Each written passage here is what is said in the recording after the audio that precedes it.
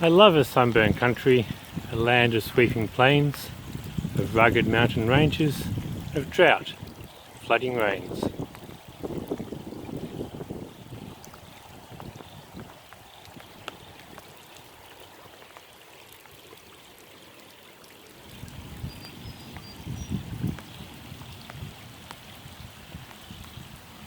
Swings and roundabouts. Last time I was here, there was a snake in the water with me. At least this week we can sit on the chair. Over the last few weeks that chair's been underwater.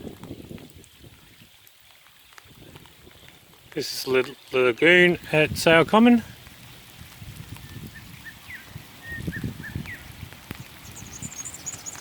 Back on dry land, although that bridge was underwater a few weeks back.